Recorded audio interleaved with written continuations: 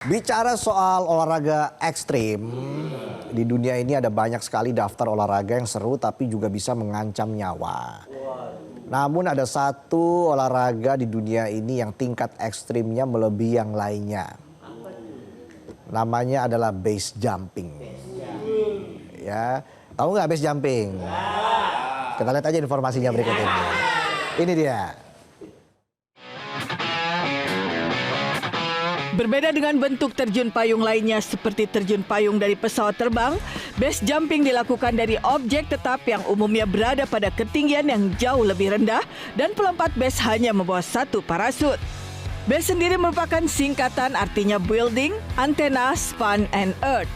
Artinya base jumping adalah olahraga yang membuat para atletnya melompati segala sesuatu yang cukup tinggi. Base jumping jauh lebih berbahaya daripada bentuk terjun payung lainnya dan secara luas dianggap sebagai salah satu olahraga ekstrim yang paling berbahaya. Kenapa paling berbahaya? Karena tidak seperti terjun payung lazimnya, tidak ada cukup waktu untuk memasang parasut cadangan jika yang pertama tidak berfungsi.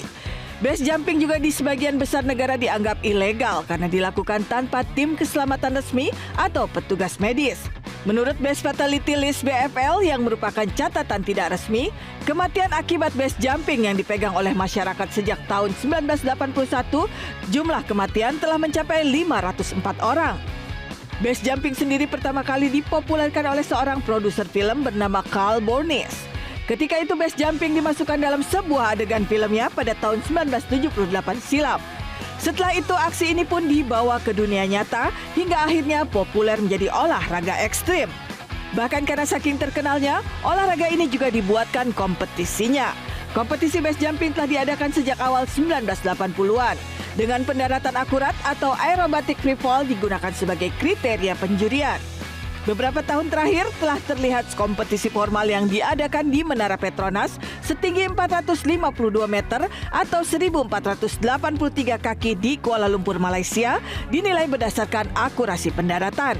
Sementara pada tahun 2012, World Wingsuit League mengadakan kompetisi base jumping pertama mereka di Tiongkok.